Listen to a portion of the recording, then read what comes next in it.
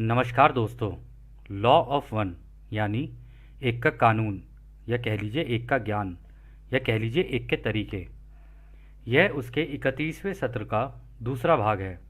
दोहराया जाता है कि इस किताब द्वारा दी गई सभी सूचनाएं और जानकारियां आप जान भी सकते हैं, मान भी सकते हैं, नज़रअंदाज भी कर सकते हैं और सिरे से खारिज भी कर सकते हैं, क्योंकि यह आपकी फ्री विल है जो कि एक अनंत रचयिता द्वारा आपको दी गई है। एक और बात कही जाती है कि लॉ ऑफ वन पूरी तरह से सबके लिए फ्री है।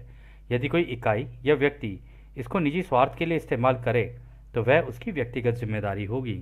और साथ ही साथ यह भी कहा जाता है कि यदि कोई इस लॉ ऑफ वन को अपनी भाषा में परिवर्तित करके दूसरों से साझा करना चाहे या इन वीडियोस को अपने चैनल पर चलाना चाहे तो वह भी ऐसा कर सकता है, क्योंकि वह भी उसकी फ्री विल है।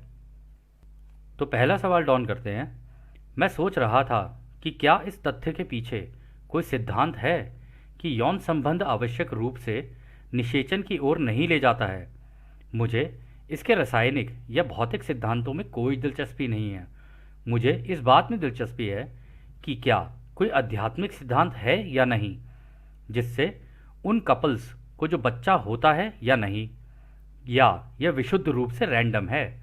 तो दोस्तों यहाँ पर डॉन ने सवाल किया है कि ये जो मतलब मेल का मेल के साथ या मेल फीमेल का ये जो रिलेशनशिप होता है, तो वो कह रहा है कि क्या ऐसा भी हो सकता है कि एक मेल फीमेल का रिलेशनशिप हो तो उसके अंदर हो सकता है उन्हें बच्चा ना हो। ठीक है, तो वो ये कह रहा है कि क्या कहते हैं, मुझे इसके पीछे की जो साइंस है उसको नहीं जानना है, मुझे ये जानना है कि क्या आध्यात्मिक रूप से इसके पीछे के कुछ कारण हैं कि ऐसा होता है कि भाई उनको हो सकता है बच्चा हो, या किसी किसी केस में ऐसा होता है कि उनको बच्चा नहीं होता कपल्स को। तो कह रहे हैं कि क्या ये ऐसा कुछ डिसाइडेड है आध्यात्मिक रूप से, या ये विशुद्ध रूप से यानी शुद्ध रूप से एक रैंडम है क्राइटेरिया कि भाई हो भी सकता है और नहीं भी हो सकता है, ये कुछ भी है, मतलब इस तरीके से है क्या कुछ। तो रा कहते हैं यह कुछ सीमाओं के भीतर रैंडम है। यदि कोई इकाई उस वरिष्ठता तक पहुंच गई है जिससे वह जीवन के अनुभव की मूल संरचना का चयन करती है, तो यह इकाई एक ऐसे भौतिक परिसर में जन्म लेने का विकल्प चुन सकती है जो प्रजनन करने में सक्षम नहीं है। इस प्रकार हम कुछ इकाइयों को पाते हैं जिन्होंने अनउपजाऊ अनफर्टाइल होना चुना है। अन्य इकाइयां स्वतंत्र इच्छा के माध्यम गैर प्रजनन सुनिश्चित करने के लिए विभिन्न उपकरणों का प्रयोग करती हैं। इन स्थितियों को छोड़कर स्थिति रैंडम है।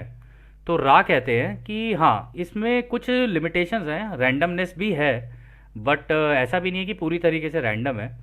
वो कह रहे हैं कि कुछ ऐसे होते हैं लोग जो क्या कहते हैं यहाँ पर जन्म लेने से पहले वो उस लेवल तक पहुँच चुके होते हैं जहाँ पर अब उन्हें ना बच्चे की ज़रूरत नहीं है, उन्हें जब बच्चे की ज़रूरत ही महसूस नहीं होती अंदर से, या उनको ऐसा लगता है कि इस घनत्वता में, तीसरी घनत्वता में अगर हम लोग जा रहे हैं तो ये बच्चे का सुख और ये सारी चीज़ें तो हम भोग चुके हैं पहले। ठीक है, तो अब हम यहाँ पर बिना बच्चे के देखना चाहते हैं कि उस सिचुएशन में हम लोग कैसे आगे चल सकते हैं।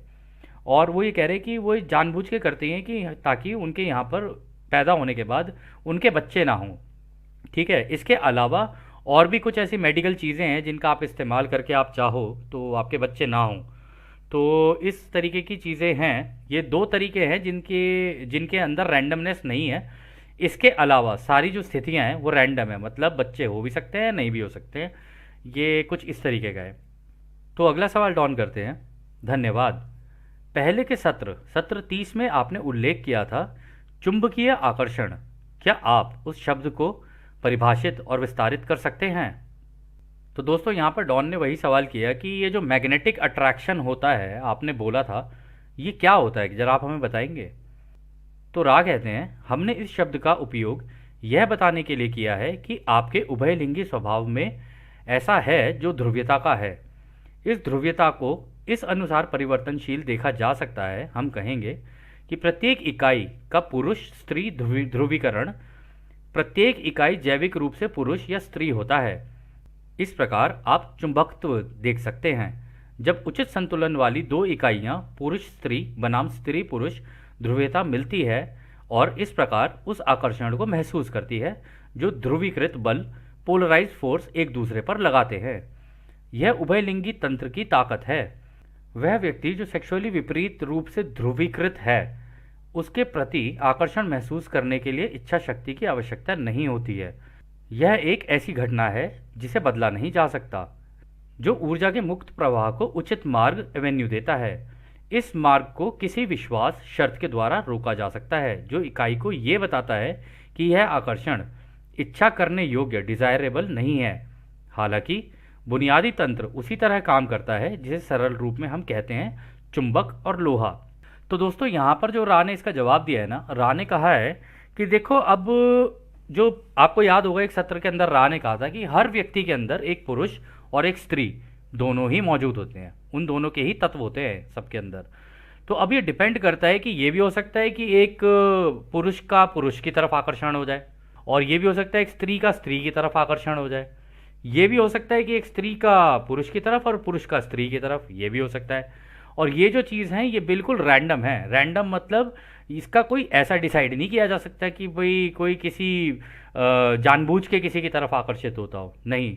ये जो अट्रैक्शन है ना, ये जो दोनों जो पोलैरिटीज़ हैं, मतलब ये चाहे स्त्री पुरुष हो, पुरुष पुरुष हो, या स्त्री स्त्री का अगर पोलैरिटी है, ये किसी की चीज़ के ऊपर आधारित नहीं है। ये तो किसको, सामने वाले को किसकी क्या चीज़ अच्छी लग जाए, और कौन सी ऐसी उसकी चीज़ है जो उसको एक मतलब लोहा और चुंबक का उन्होंने यहाँ पे एग्जाम्पल दिया, तो उन्होंने कहा लोहा और चुंबक की तरह ही है। एक एक को देखकर या एक की किसी चीज़ को कोई भा जाए ऐसी चीज़ जिसकी वजह से आकर्षण पैदा हो जाए और वो खींचा चला जाए उसकी तरफ। और इस केस में ऐसा भी होता है कि देखो दोस्तों, अट्रैक्शन के बारे में हमने भी काफ़ी पढ़ा हुआ है। तो अट्रैक्शन की एक खास बात होती है, अगर आप किसी से अट्रैक्टेड फील कर रहे हो ना, तो आप इस फीलिंग को जितना रोकने की कोशिश करोगे ना, ये उतनी ज़्यादा एकदम से आपके अंदर बढ़ने लग जाएगी। तो इस केस में एक ही चीज़ हो सकती है, या तो आप उसके साथ बह जाओ, या उस व्यक्ति से अपने आप को बिल्कुल ही काट लो। जैसे कि यहाँ पे रा ने कहा कि भाई इस डिज़ायर को भी रोका जा सकता है, ठीक है। हालांकि ऐसा है नहीं कि आप इसको रोको या कुछ हो, लेकिन जो दो ऑपोजिट पोल्स की तरह काम करता है ये, कि मतलब नेगेटिव पॉजिटिव बिल्कुल ऐसी काम करता है जैसे इलेक्ट्रिसिटी भी होती है। तो इस तरीके से ये होता है कि अब क्या किसी की कोई चीज़ अच्छी लग जाए, कहा नहीं जा सकता, लेकिन अट्रैक्शन काम ही ऐसे करता है। और अट्रैक्शन के बारे में एक और चीज़ बोली जाती है, बोली क्या जाती है, ये बिल्कुल देखा भी गया है और ये प्रैक्टिकल भी है, कि अट्रैक्शन ना कभी भी सेंसिबल नहीं होता है। मतलब अट्रैक्शन को लॉजिक और रीजनिंग कभी समझ नहीं आती है। वो हो गया तो वो हो गया, ऐसा नहीं है कि वो आपके लॉजिक और रीजनिंग चलेंगे वहाँ पे काम करेंगे। लॉजिक और रीजनिंग वहाँ पर बिल्कुल ज़ीरो हो जाते हैं, क्योंकि ये बिल्कुल लोहे और चुंबक की तरह है कि अगर एक दूसरे की उसमें आ गए ना, विसिनिटी के अंदर एक दूसरे के आपने सामने या आसपास आ गए या बात कर रहे हैं कुछ भी है, तो ये चीज़ रोकी नहीं जा सकती। ये फिर तो ये तो होनी होनी है दोनों के बीच में, ठीक है ना। और ये जो पोलैरिटी होती है ना, ये ऐसी होती है कि हो सकता है फीमेल के अंदर ऐसा हो कि उसको एक पर्टिकुलर इस तरीके का मर्द है जो उसको पसंद है, तो या उसको उस मर्द के अंदर वो सारी चीज़ें दिख रही हैं जो वो अपने अंदर भी महसूस कर रही है उन चीज़ों को, तो वो उससे खिंच जाएगी। ये भी हो सकता है कि एक मर्द है, उसको एक फीमेल है, उसको वो देख रहा है या उससे बात कर रहा है, कुछ भी कर रहा है, उसके अंदर की चीज़ें उसको ऐसी लगने लग जाएगी जैसे अरे ये तो मेरी चीज़ें ही हैं, ठीक है। तो वो एक दूसरे की तरफ खिंचाव महसूस कर सकते हैं।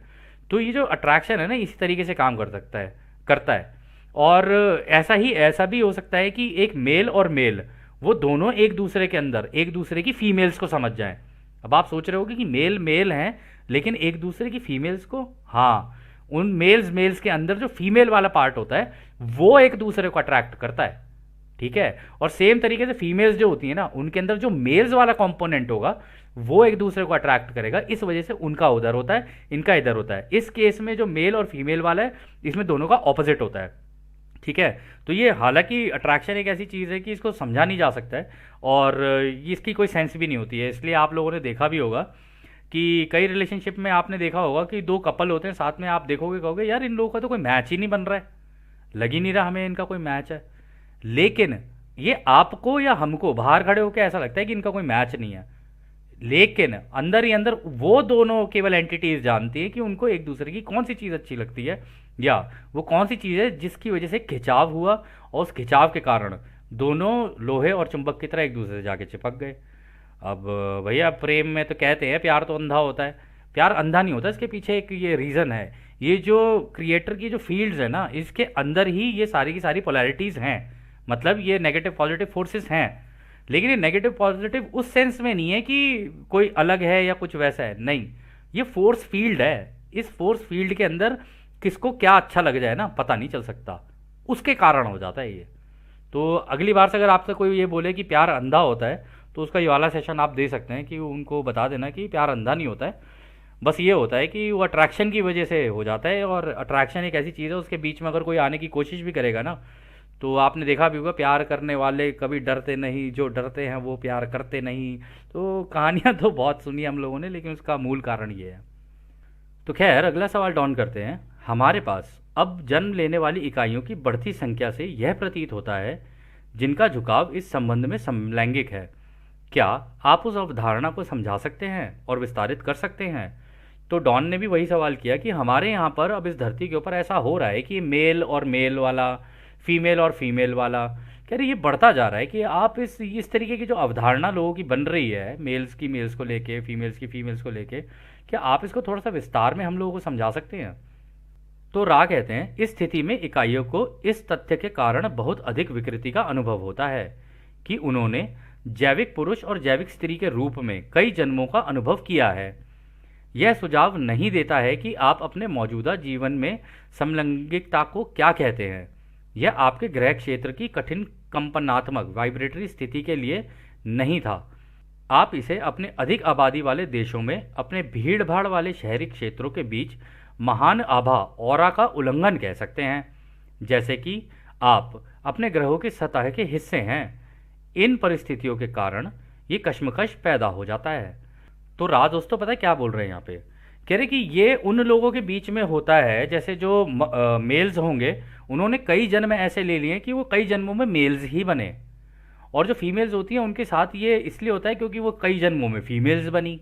तो यहाँ पर आके उन लोगों ने ले ली ऑपोजिट पोलैरिटी, यानी कि जो अब पीछे से चलते हुए आ रहे थे मेल और यहाँ के बन गए फीमेल, पीछे से चलते आ रहे थे वहाँ से फीमेल और यहाँ आगे बन गई मेल। ठीक है, तो राय यहाँ पर कह रहे हैं कि उसके कारण ये हो रहा है। ऊपर से इस तरीके की चीज़ें आपके यहाँ पर ज़्यादा वहाँ देखी गई हैं, जैसे आपके घनी आबादी वाले जगहें हों, वहाँ पर ऐसा हो सकता है।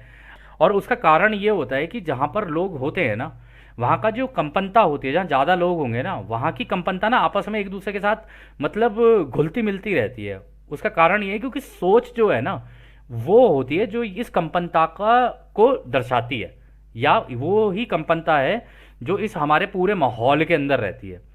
तो अब कुछ नहीं कहा जा सकता कि उस केस के अंदर ना उनकी कंपनता उस कंपनता से मैच नहीं कर रही होती है। तो भीड़ भाड़ वाले और इस तरीके की चीज़ें जो पहले से ही चली आ रही हैं, इसलिए आप लोगों ने ये मेल मेल और फीमेल फीमेल वाला जो ये इस तरीके के रिलेशनशिप्स होते हैं, इसके अंदर आपने देखा भी होगा, उनको इस तरीके के लोगों के बीच में उठना बैठना भी पसंद नहीं होता जहाँ पर मेल फीमेल रिलेशनशिप ज़्यादा होते हैं ये वो। हालांकि उनकी उनसे बनती है, वो सही है, लेकिन उनको ज़्यादा ऐसे जगह पर रहना पसंद नहीं होता है। उन्हें अकेलापन और ये वो एक दूसरे के साथ इस तरीके से रहना पसंद होता है, क्योंकि उन्हें पता है कि यहाँ पे उनकी आज़ादी का उल्लंघन हो रहा है। ठीक है, इस वजह से वो अपना सेपरेट होके अलग रहना पसंद करते हैं। और रा ने भी कहा है कि जैसे कि आप अपने ग्रह का एक हिस्सा हो, एक छोटा सा हिस्सा, एक पोर्शन हो, इसी तरीके से वो भी इस ग्रह के एक छोटे से पोर्शन है। लेकिन बाकी लोग, समाज के लोग, उनको उन चीज़ों को जो कर रहे होते हैं, उनको दबाव बना रहे होते हैं, वो सारी चीज़ें हो रही होती हैं, उसकी वजह से उनकी आज़ादी का उल्लंघन हो रहा होता है। तो उस आज़ादी के उल्लंघन को देखते हुए उनके अंदर और फ्रस्ट्रेशन आ जाती है, और फ्रस्ट्रेशन आने की वजह से फिर वो अपने जैसे लोगों को ढूंढने की कोशिश करते हैं। और जब वो अपने जैसे लोगों को ढूंढने की कोशिश करते हैं जिनके साथ उनका हो गया, मतलब मैच कर गया, वहाँ पर वो अपना कर लेते हैं। तो रानी भी बोला इसी कारण ये कश्मकश पैदा होती है, क्योंकि तुम्हारे यहाँ पर लोग सब एक दूसरे की आज़ादी का उल्लंघन करने में लगे हुए हैं, किसी को आज़ादी नहीं दे रहे हैं कि किसको क्या करना है। जो करना है वो उसकी आज़ादी है। इस वजह से उन लोगों की इस तरीके की स्थिति यहाँ पर पैदा हो जाती है। तो खैर अगला सवाल डॉन करते हैं, जनसंख्या की घनत्वता इन कश्मकशों को क्यों पैदा करती है? तो रा कहते हैं उभयलिंगी प्रजनन इच्छा का लक्ष्य न केवल सरल प्रजनन कार्य है, बल्कि विशेष रूप से दूसरों की सेवा करने की इच्छा इस गतिविधि से जागृत होती है। अत्यधिक भीड़ भाड़ वाली स्थिति में जहाँ प्रत्येक इकाई दूसरों के लगातार संपर्क में होने के कारण यह समझ में आता है कि जो लोग विशेष रूप से संवेदनशील हैं वे दूसरों की सेवा की इच्छा करने की इच्छा महसूस नहीं करते हैं। इससे इच्छा की कमी या रेड रे प्रजनन ऊर्जा की रुकावट की संभावना भी बढ़ जाती है। तो दोस्तों यहाँ पर रा कह रहे हैं कि देखो ये जो होते हैं ना, ये मेल और ये फीमेल फीमेल वाले जो होते हैं, इनको दूसरों की सेवा करना बहुत पसंद है। और अगर आप लोगों इस तरीके के लोगों से मिलोगे ना, तो आप देखोगे भी ये बड़े हॉस्पिटैलिटी और ये सारी चीज़ें इन लोगों की बहुत होती हैं। मतलब आप कभी इनसे मिल के देखोगे तो आपको ऐसा लगेगा ये बहुत अच्छे से ट्रीट करते हैं आपको। ठीक है, ये इनका नेचुरल बिहेवियर है। लेकिन यहाँ पे क्योंकि उनकी आज़ादी का उल्लंघन हो रहा होता है, तो उनका जो रेड रे यानी रूट चक्र है ना, उसके अंदर रुकावटें आने लग जाती हैं, क्योंकि दबाव बाहर से पड़ रहा होता है, आज़ादी का उल्लंघन हो रहा होता है। उस कारण क्या होता है कि फिर वो अपने जैसा कोई ढूंढ के फिर उसके साथ निकलने की कोशिश करते हैं कि हमें रहना ही नहीं है ऐसी जगह पर जहाँ पर लोग हमारी आज़ादी का उल्लंघन करें। ठीक है, लेकिन अगर आप इनसे वैसे मिलोगे तो आपको लगेगा इनके बिहेवियर के अंदर कि ये वास्तविकता में दूसरों की सेवा करने वाले रास्ते को पसंद करना ज़्यादा पसंद करते हैं, कि हाँ किसी तरीके से हम दूसरों की मदद कर सकें या सेवा कर सकें। इवन जिस रिलेशनशिप में भी होते हैं ना, वो चाहे वो मर्द का मर्द के साथ हो, औरत का औरत के साथ हो, उसमें भी दोनों की फीलिंग यही रहती है कि हम एक दूसरे की सेवा दे रहे हैं, एक दूसरे को सेवा दे रहे हैं। अब इसको आप लोग कैसे भी ले सकते हैं, लेकिन राख ने तो यही कहा है यहाँ पर। फिर आगे वो कहते हैं बिना भीड़ भाड़ वाले माहौल में वही इकाई अकेले रहने के कारण उत्तेजना के माध्यम से किसी ऐसे इकाई की तलाश करने की अधिक इच्छा रखता है जिसके लिए यह सेवा हो सकती है, और इस प्रकार यौन प्रजनन की क्रिया नियमित हो सकती है। तो वो कह रहे हैं कि इसके कारण ये भी हो सकता है कि उनको इस तरीके के लोगों के अंदर दो चीज़ें होती हैं। एक तो वो अकेले भीड़ भाड़ वाले इलाकों से दूर रहना पसंद करते हैं, ज़्यादा भीड़ भाड़ में रहना पसंद नहीं करते। दूसरा उनका ये भी होता है कि क्या कहते हैं, वो किसी ऐसे व्यक्ति की तलाश करने की इच्छा रखते हैं जहाँ पर वो उनको इस चीज़ को एक सेवा की तरह दे सकें एक दूसरे को। और इसके कारण यौन प्रजनन यानी बच्चे पैदा करने की भी जो क्रिया है ना, वो भी नहीं होती है इनके बीच में।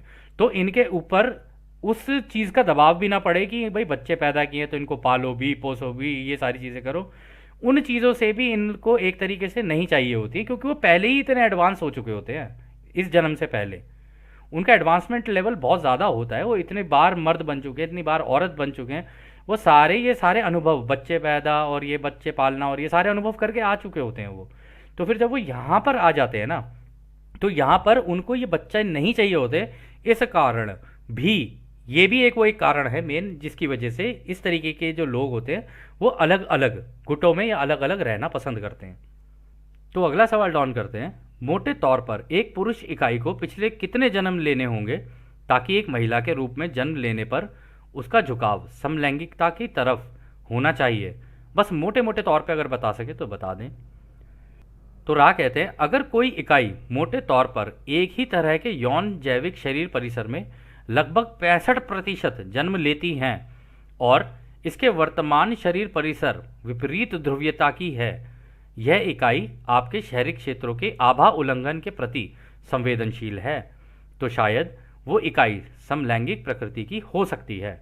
तो वो ये कह रहे कि अगर कोई व्यक्ति इससे पहले मान लो मर्द का अगर उसमें शरीर में रहा है वो, और 65% ज़्यादा मतलब जितने उसके जन्म हुए हैं उनके अंदर 65% अगर ऐसा हो गया है, तो फिर इसका मतलब अब इस जन्म के अंदर फिर वो औरत का रूप लेके आएगा और इस तरीके के समलैंगिक संबंध में रहेगा। और अगर कोई औरत है उसका भी 65% इस तरीके का हुआ है, तो यहाँ आके मर्द बन जाएगी और मर्द बन जाएगा और उसका भी इस तरीके का झुकाव होगा।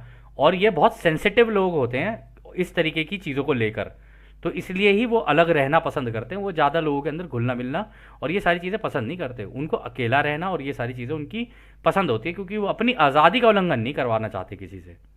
जबकि ये है कि ये सारी चीज़ें, ये सारे कैटलिस्ट वो पहले ही लगा के आए होते हैं अपनी ज़िंदगी के अंदर, ये भी माध्यम होते हैं, ये उनके माध्यम है। तो आगे खैर रा कहते हैं इस मोड़ पर यह ध्यान दिया जाना चाहिए, हालांकि यह काफ़ी कठिन है। इस प्रकार के संबंध में यह संभव है कि एक इकाई दूसरे के प्रति वफादारी और गैर यौन प्रकृति के ईमानदार हरे किरण प्रेम के लिए महान सेवा करे, इस प्रकार अपनी यौन दुर्बलता की विकृतियों को समायोजित या कम कर सके। तो देखो यहाँ पर उन्होंने ये बोला है, हालांकि इस बात पे ध्यान देना चाहिए और ये मुश्किल भी है कि इस प्रकार के जो संबंध होते हैं ना, उनके अंदर ऐसा हो सकता है कि एक दूसरे के प्रति वफादारी निभाना थोड़ा सा मुश्किल भी हो या कुछ ज़रूरत से ज़्यादा भी हो जाए। दोनों चीज़ें मुश्किल भी हो सकती हैं और ज़रूरत से ज़्यादा भी हो सकती हैं। और ये भी हो सकता है कि एक के बाद दूसरा पार्टनर चेंज, दूसरे के बाद तीसरा पार्टनर चेंज, ऐसे भी हो सकता है इस केस के अंदर। लेकिन क्योंकि इनकी ये इच्छा होती है कि हमें दूसरे की सेवा करनी है, तो उस कारण से ये जब इनको लगता है कि एक जगह पे मैं सेवा दे रहा हूँ और वहाँ पर मेरी सेवा की वैल्यू नहीं हो रही है, फिर वो निकल के आगे चला जाएगा। यहाँ पर भी मेरी सेवा की वैल्यू नहीं हो रही है तो फिर वो निकल के आगे चला जाएगा। तो कह रहे हैं कि इस तरीके की प्रकार की यौन दुर्बलता, इसको दुर्बलता ही बोलेंगे एक तरीके की। तो इस तरीके की कोशिश ये करनी चाहिए कि इस तरीके की जो वो है, इस तरीके के लोगों को कोशिश ये करनी चाहिए कि अगर वो ऐसा करते रहेंगे ना, तो सेवा तो चलो ठीक है उनकी चल रही है, बट एक महान सेवा का मौका नहीं मिलेगा उसे। मतलब किसी एक के साथ या किसी दूसरे के साथ प्रॉपर तरीके से, महान तरीके से, मतलब अपने आप को पूरा ही डेडिकेट कर देना, कह रहे उसकी उस केस में ऐसा हो सकता है कि उनसे ये चीज़ मिस हो जाए शायद। तो खैर अगला सवाल डॉन करते हैं। टिमोथी लेरी ने शोध करते हुए लिखा है कि युवावस्था के शुरुआत के समय तक एक इकाई के डीएनए कोडिंग पर एक छाप अंकित यानी इम्प्रिंट होता है। उदाहरण के लिए, यदि उस इकाई का यौन अनुभव समय से पहले हो जाता है या उस इकाई के कुछ पहले के यौन अनुभव के कारण यौन पूर्वाग्रह यानी बायसेस अंकित होते हैं। क्या सच में ऐसा कुछ होता है? तो दोस्तों यहाँ पर डॉन ने जो सवाल पूछा है ना, वो ऐसा होता है कि कई कई केसेस में ऐसा होता है कि इस तरीके के जो संबंध होते हैं ना, मतलब मेल फीमेल वाला हो या मेल मेल वाला हो या फीमेल फीमेल वाला हो, इस तरीके के संबंध कभी कभी ऐसा होता है कि बचपन में बहुत जल्दी किसी को हो जाते हैं ये। ठीक है, हो सकता है कोई इसका बचपन में ही काफ़ी कम उम्र में अनुभव ले ले। तो वो कहते हैं कि टिमोथी लियरी का ये कहना है, जो एक मतलब एक राइटर भी है, उनका ये कहना है कि जब बचपन में ऐसा हो जाता है ना, तो ये उनके डीएनए के अंदर जाके ना इम्प्रिंट हो जाती है फिर ये चीज़, मतलब उसके अंदर अंकित हो जाती है, जिसकी वजह से उनका एक तरीके का झुकाव हो जाता है। तो डॉन ने पूछा कि सचमुच ऐसा कुछ होता है कि मतलब बचपन में अगर किसी के साथ ऐसा हो तो उसका इस तरीके का झुकाव हो जाए? तो रा कहते हैं यह आंशिक रूप से सही है। एकांत यौन अनुभवों की प्रकृति के कारण ज़्यादातर मामलों में यह असंभव है। जिसे आप दोस्तों यहाँ पे जो वर्ड लिखा है हम उसको नहीं पढ़ते हैं, हम इस वर्ड को थोड़ा सा घुमा के बोल रहे हैं। अगर आप समझ सको तो समझ लेना। हम इसे कहेंगे खुद की खुशी की क्रिया। ठीक है, अब आप समझ लेना ये खुद की खुशी की क्रिया क्या होती है। ठीक है, ये वो क्रिया होती है जिससे आप अपने आप को खुद ही खुश कर लेते हो। ठीक है, हमने वैसे ही बता दिया आपको। तो इसमें वो कहते हैं ज़्यादातर मामलों में यह असंभव है जिसे आप खुद की खुशी की क्रिया कहते हैं। बाद के अनुभवों पर उसका प्रभाव अंकित होता है। इस तरह की क्रिया के साथ यह भी सच है जिन्हें इस आयु वर्ग के लोगों में समलैंगिक के रूप में देखा जा सकता है। ये अक्सर जिज्ञासा में किया गया एक निर्दोष प्रयोग होता है। तो दोस्तों राय यहाँ पर ये कह रहे हैं कि देखो बचपन में एकांत में बच्चे हो सकता है कि इस तरीके की कोई क्रिया करते हों जिसको अभी हम लोगों ने बोला खुद की खुशी की क्रिया, क्योंकि वो अपने आप को समझने की कोशिश कर रहे होते हैं, अपने अंदर उनके बदलाव हो रहे होते हैं। तो उस वजह से हो सकता है कि बचपन में उन बदलावों के कारण ये भी हो सकता है कि उनका आकर्षण किसी मेल का मेल की तरफ हो जाए, किसी फीमेल का फीमेल की तरफ हो जाए, या किसी मेल फीमेल के बीच में हो जाए। लेकिन ये कम उम्र में होने के कारण हो सकता है कि इससे बायस हो जाए। लेकिन रा ने कहा ये केवल आंशिक रूप से सही है, ऐसा नहीं है। बड़े होते तक कुछ भी हो सकता है, बड़े होते तक ये भी हो सकता है उनकी पोलैरिटी बिल्कुल ही चेंज हो जाए। और इसमें भी उन्होंने कहा है कि इसको आप एक तरीके से समलैंगिक रूप में देख सकते हो। और इसका कारण जो उन्होंने बताया, उन्होंने कहा ये था कि जिज्ञासा। और रा ने ये भी बोला है कि ये निर्दोष प्रयोग होता है। निर्दोष मतलब उन्हें थोड़ी ना पता है, वो तो अपने आप को जानने की कोशिश कर रहे हैं बचपन में कि भाई मेरे अंदर ये बदलाव आ रहे हैं, मेरे अंदर ये सारी चीज़ें हो रही हैं। एक बच्चा बेचारा प्यूबर्टी से गुजरता है, वो सारी चीज़ें चल रही हैं उसकी, तो अब वो किस दिशा में निकल जाए उसको हम लोग, क्योंकि हम लोग बड़े होते हैं तो हम लोग ये सोचते हैं कि अरे रे ये तो समाज के हिसाब से गलत है। लेकिन यहाँ पे रा कह रहे हैं वो एक निर्दोष प्रयोग है। अभी वो जानने की कोशिश कर रहा है कि भैया मैं मेरी मेरी पोलैरिटी क्या है, ये जो मेरे अंदर बदलाव आ रहे हैं तो क्यों आ रहे हैं मेरे अंदर। तो ऐसे में उसको उस टाइम पर सही गाइडेंस मिल जाए तो ठीक है, सही गाइडेंस या गलत गाइडेंस तो नहीं कहा जा सकता। लेकिन अगर वो अपने माँ बाप से खुलकर, या तो माँ बाप ऐसे हों कि भाई अपने बच्चे से खुलकर बात कर सकें, तो बच्चा भी खुलकर उन्हें बता सके कि भाई मेरे अंदर इस तरीके के बदलाव आ रहे हैं, ठीक है ना, तो माँ बाप उसको मदद कर सकते हैं। अब जब माँ बाप नहीं होंगे, अगर उस तरीके के हैं कि घर के अंदर सारा ही माहौल ऐसा है कि हर चीज़ भाई हर चीज़ छुपा छुपा के करोगे, बच्चा खुल ही नहीं पाएगा कभी। और जब वो खुलेगा नहीं तो उस केस में फिर वो बाहर ढूंढेगा ये चीज़ें। अब बाहर जाएगा तो कुछ भी हो सकता है, मेल फीमेल भी हो सकता है, मेल मेल भी हो सकता है, फीमेल फीमेल भी हो सकता है, क्योंकि वो तो एक्सप्लोर करेगा ही करेगा, जानने की जिज्ञासा है ही उसके अंदर। तो इस वजह से उन्होंने कहा कि ऐसा नहीं है कि कोई है, मतलब इसके जो पीछे का जो मूल कारण है वो है जिज्ञासा। फिर आगे रहा कहते हैं, हालांकि यह काफ़ी सटीक है कि पहला अनुभव जिसमें कोई इकाई दृढ़ता इंटेंसली से शामिल है, वास्तव में वही उस इकाई के उस जीवन के अनुभव के लिए उस तरह की वरीयताओं का एक सेट अंकित हो जाएगा, यानी कि उसका झुकाव उसी तरफ हो जाएगा। तो रा भी ये कह रहे हैं कि हालांकि ये कहना बिल्कुल सटीक है कि अगर बचपन में इस तरीके के अनुभव उसके बहुत ही ज़्यादा इंटेंस हो गए, मतलब बहुत ही ज़्यादा भीषण हो गए, भीषण का मतलब कि उसको यही अच्छा लगने लग गया बचपन में, तो उसका झुकाव फिर उसी तरफ हो जाएगा। और वो इसको डीएनए के अंदर तो नहीं कह सकते कि उसके डीएनए में इम्प्रिंट हो गया है, लेकिन ये कहा जा सकता है कि उसकी वजह से उसका झुकाव उस तरफ हो गया है, क्योंकि उसका अनुभव उस तरीके का हो गया, और हो सकता है उसको वो अनुभव बहुत अच्छा लगे, इस वजह से उसका झुकाव वहाँ हो जाए। तो खैर दोस्तों, इस सत्र को भी अभी हम यहीं समाप्त करते हैं, और जैसा कि राह हमेशा कहते हैं, अब हम आपको उस एक अनंत रचयिता के प्रेम, उसकी रोशनी, उसकी शक्ति और उसकी शांति में छोड़कर चलते हैं। आदने हमारे दोस्तों, आदने वासु। धन्यवाद।